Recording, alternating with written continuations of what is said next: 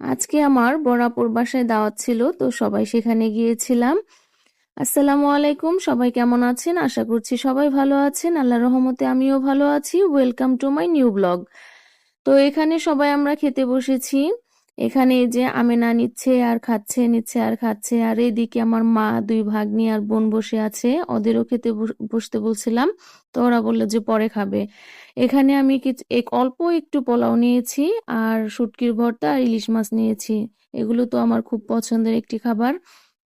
এখানে আমেনা খাচ্ছিল আর হচ্ছে বাচ্চাদের মতো দুষ্টুমি করতেছিল। আর দই নিয়েছে, পরে আমি বলতেছি আর কত খাবি তুই, আর কত খাবি? তো বলতেছি আপার বাসায় আসছি খাওয়ার জন্য, খাবোই তো। এখানে আবার আমি একটু ইলিশ মাছ ভাজা খাচ্ছিলাম। খাওয়ার পরে আবার একটু দই নিয়েছি, দইটা অনেক মজা ছিল।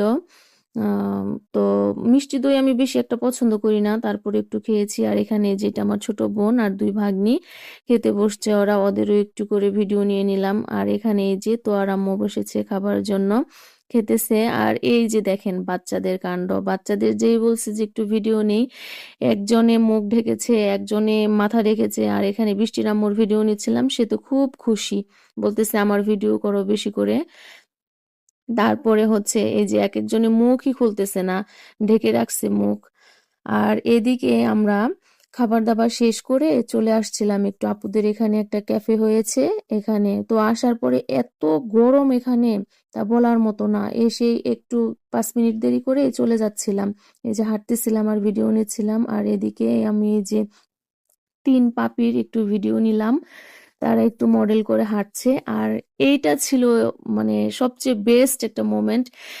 অটোতে যখন বাসায় যাচ্ছিলাম, তখন তো আর আম্মু অটোতে এই ড্রাইভারের সাথে বসছে, আর এটা নিয়ে আমরা অনেক হাসাহাসি করতেছিলাম। তো ওখান থেকে এসে আবার আমরা গরুর মাংস দিয়ে মুড়ি খেলাম। তারপরে আবার আপু পায়েস রান্না করেছে, পায়েসটা অনেক মজা হয়েছিল।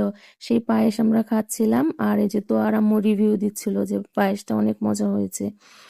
আপুর হাতের পায়েস না অনেক মজা। আজকের ভিডিওটি এই পর্যন্তই। Thank you for watching my video.